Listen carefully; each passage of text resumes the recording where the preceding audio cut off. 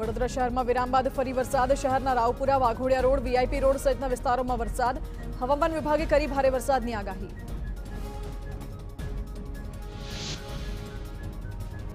વડોદરામાં વરસાદે મનપાની કામગીરીની પોલ ખોલી. શહેરના ઘણા વિસ્તારોમાં જળબંબાકારની સ્થિતિ. સામાન્ય વરસાદમાં જ મકરપુરાના માર્ગો તળાવમાં ફેરવાયા.